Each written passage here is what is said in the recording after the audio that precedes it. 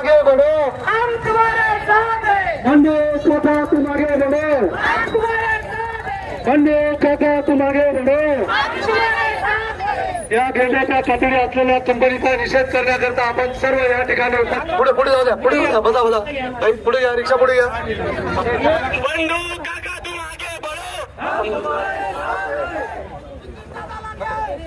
बंडू काका तुम आगे बढ़ो, हम तुम्हारे साथ हैं। नितीन दादाला मिळालाच पाहिजे।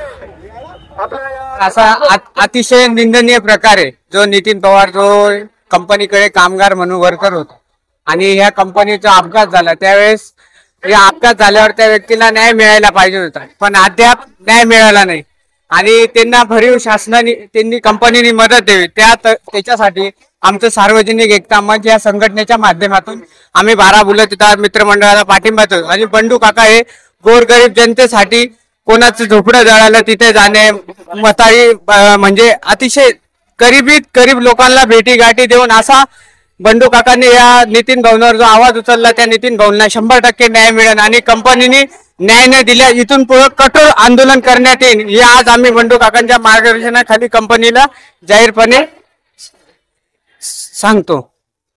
शिवाय मी ज्येष्ठ शिवसैनिक आहे उद्धव बाळासाहेब ठाकरे पक्षांचा आज बंडू काकांनी हा जो मोर्चा काढलाय एका गरीब माणसाला अन्याय झालाय त्याला न्याय मिळण्यासाठी हा मोर्चा काढलाय।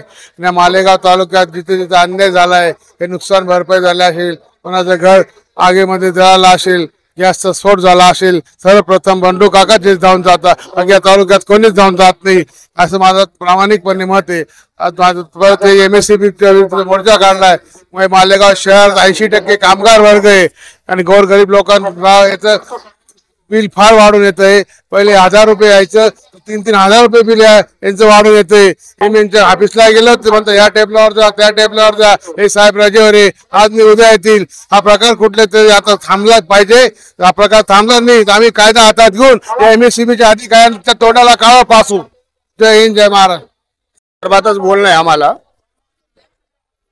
लाईटच्या संदर्भात तर पाणी असलं तर लाईट राहत नाही आता पाणी नाही तर लाईट राहते तर टायमावर तर वायरमन तर फोन उचलते नाही पण साहेब पण फोन उचलतील शेतकरी हो शेतकरी आहेत ना समजा 2-3 भाऊ असले तर एक हेर असली तर 2-2 दिवसचं भरणं असतं 2 दिवस जर लाईट नाही बरोबर नसली तर त्याचा राईट नसतोय हो तर मग काय त्याची पाळी 8 दिवसानंतर येते ते बळलं जातंय काहीच नाही यांच्यावर दबाव अजिबात नाही कोणाचाही दबाव राहिला नाही यांच्यावर लाईटच्या टायमिंगमुळे भावाभावांचा वाद व्हायची हो भावाभावांचा वाद होतोय सवालच नाही भावांचा वाद होत कारण की आता वाऱ्या वावदांचे दिवस पण नाही तरी लाईट आपला हात करून देतात विषय असं आहे की आम्ही जो शेतकरी लाईट वेळेवर नसते शेतकऱ्यांचं एवढं रात्र आणि पाठ करून पीक लावलेली असतात आणि जर ट्रान्सफॉर्मर बळाला तर अधिकाऱ्यांना फोन लावला तर ते सांगतात आमचे वायरमन येत आहेत वायरमनांना फोन लावला तर वायरमन सांगतात मी आज सुट्टीवर आहे किंवा मला या गावात ड्युटी मी इथे आहे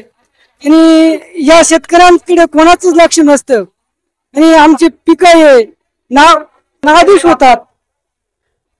या वेळेस या शेतकऱ्यांच्या इतक्या व्यथा वाईट आहेत याच्याकडे कोणाचंच लक्ष नाही फक्त आम्हाला खुर्च्या एवढंच माहिती आहे पण शेतकऱ्यांकडे कोणाचं नाही। मत मागण्याची वेळ आली की आम्ही शेतकऱ्यांच्या पाठीशी आहोत याच गोष्टी सांगत राहतात आणि शेतकऱ्यांना इतर 4-5 वर्ष वाऱ्यावर सोडलं जातं आणि मतांच्या वेळेस फक्त आम्ही शेतकऱ्यांच्या पाठीशी आहोत आम्ही शेतकऱ्यांचं सरकार आहे परंतु शेतकऱ्यांच्या पाठीशी कोणतंही सरकार नाही आणि कोणी शेतकऱ्यांचं वाली नाही फक्त वेळ आली की आम्ही शेतकऱ्यांच्या पाठीशी आहोत एवढं आणि शेतकऱ्यांच्या नावावर आम्ही राजकारण करत असतो एवढंच। बंडू काकांनी जे काही निर्णय घेतलेला आहे तो चुकीचा नाही घेतलेला आहे चांगला निर्णय घेतलेला आहे आणि गोरगरिबांसाठी किंवा जे घेत आहे ते चांगलाच निर्णय घेत आहे आणि आज त्या मुलाचे हात गेलेले आहेत त्याला तर मदत मिळलीच पाहिजे आणि मदत मिळून आणि त्याच्या परिवाराला सुद्धा मदत मिळली पाहिजे। त्याचं लहान बाळ आहे त्याच्या लहान बाळासाठी काही सुरक्षा झाली पाहिजे त्याच्या बाईसाठी झाली पाहिजे त्याच्या परिवारासाठी आई बहिणीसाठी झालेली पाहिजे। तो घरातील करणारा माणूस आहे त्या करणाऱ्या माणसाला जर अशी काही घटना झालेली आहे तर त्या घटनेचा दुर्दर्शन नाही होऊ म्हणून बंडू काकांनी हा जो काही घेतलेला आहे निर्णय तो एकदम योग्य घेतलेला आहे। बंडू काकानी याच्यासाठी मोर्चा केला. त्याचं लहान बाळ आहे, त्याच्यावर असा टाइम आला तर त्याला कोणीतरी सगळ्यांनी साथ द्यायला पाहिजे आणि सगळे उभे राहायला पाहिजे. नक्की काय सांगाल ताई, तुम्ही काय सांगाल? बंडू काकांनी चांगलं काम केलं. एक अपंग याला न्याय मिळाला याकरता हे खूप चांगलं काम केलेलं आहे.